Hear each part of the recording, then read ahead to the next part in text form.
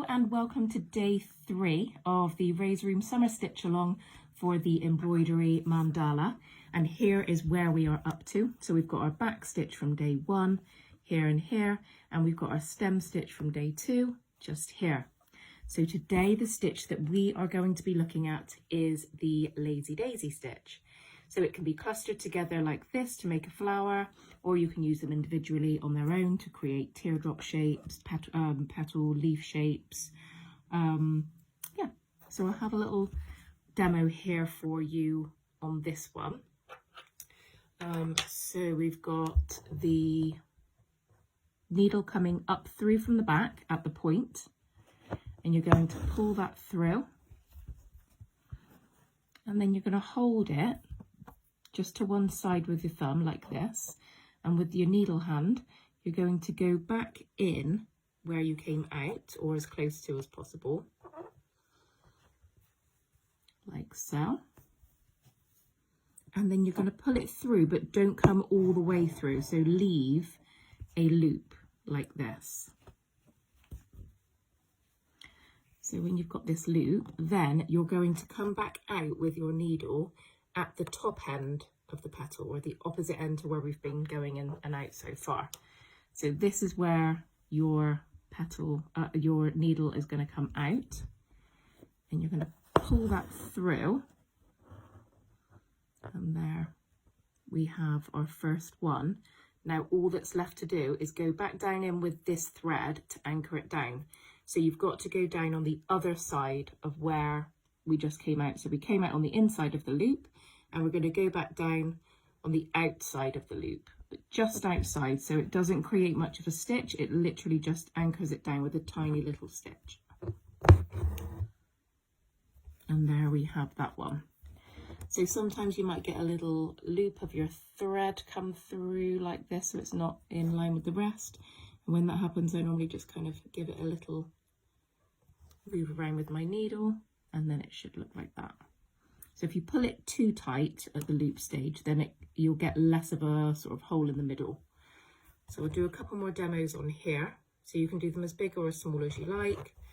So this one, I'm going to go a bit bigger as per the pen line that I've drawn.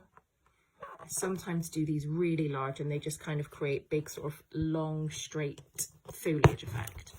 Long, straight sort of branches of foliage.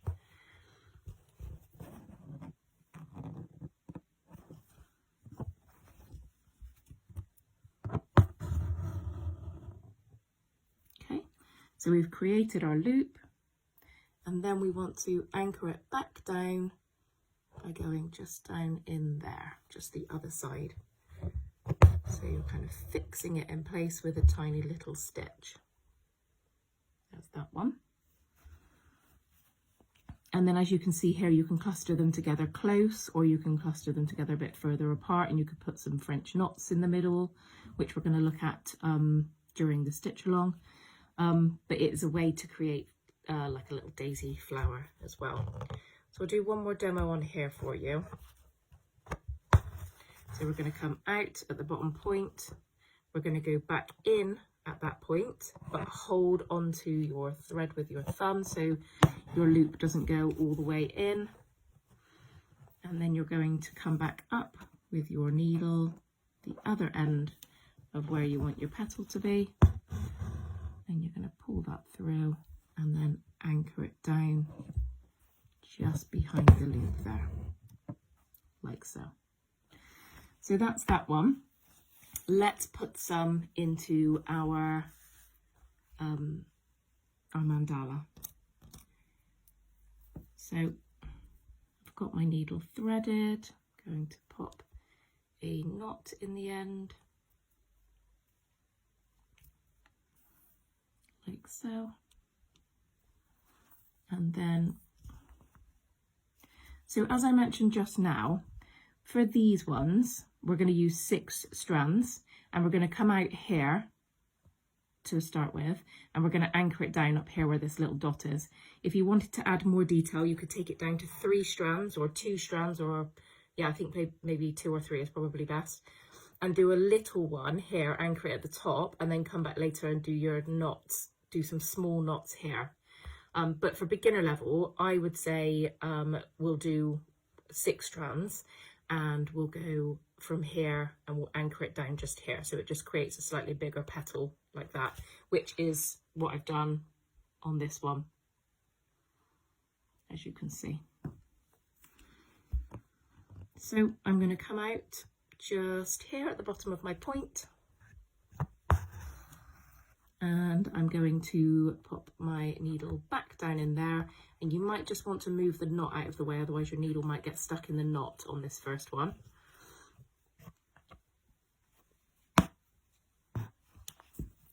Okay, so I've gone back in, but I've kept a loop up, and I'm going to come up with my needle just on that dot there, and that's where I'm going to anchor it down. Oops, I pulled it a little bit too far then. There we go.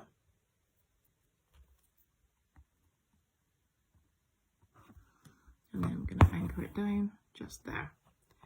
So from this point, I am going to come straight over to here. So I'm not going to fasten off or anything. I'm just going to carry the thread across to the next one. So I'm going to come out just here, and I'm going to pull my thread through, go back down in just there, and then come back out where the dot is.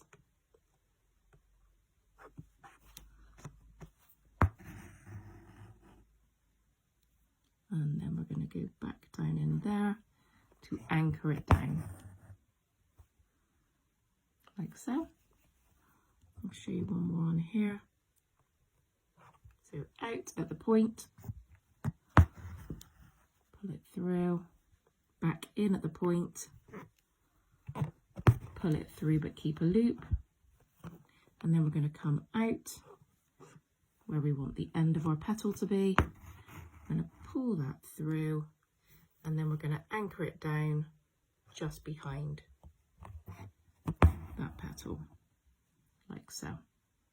So you just work your way around, and you're going to do that on all of those little petals around there, and then you can fasten off, and then I would come up to the top then with new thread, or kind of re-knot the end of your thread, and then come up to here to do these ones. And these ones, I would recommend doing those. You could, it's entirely up to you how many strands you use here really, but I thought it looked nice when they were done with 3. So on this one, so you see these ones have been done with 6 strands, and then these ones are a little bit more dainty. They've been done with 3. If you can see the difference there. So when you do get, I've showed you this on day 1, but I thought I'd just give you another quick demo. When you want to fasten off, or you need to get some new thread because you've run out, you would just go under another one of your one of the stitches on the back of your work, go under, and again, like this. Sorry, my hand was in the way then. And then before you pull this tight, come back through it with your needle so it kind of creates a knot. Okay, and then you can cut it. And when it comes to cutting it on the back, I would cut it as short as you can go, because then it avoids it getting tangled and coming through when you're doing other stitches later on. So that's that one. So you want to do those ones with a 6 strands, and these ones with 3 strands. So yeah. So it says on here, and I'll pop this in the comments on the Facebook upload of the video as well. And yeah, the only other thing to say, I think, is that of the kits that go along with this particular stitch along, which have got all the bits and bobs to go with it, and you've got 2 hoops in there, loads of other little bits and bobs, and loads of lovely crafty goodies. I am now down to, I think, probably enough supplies for about 3 or 4 kits, so very, very low stock on those now. So if you did want to get one of the last kits available, then just let me know, pop it in the comments, and I'll let you know how. See you tomorrow for day 4.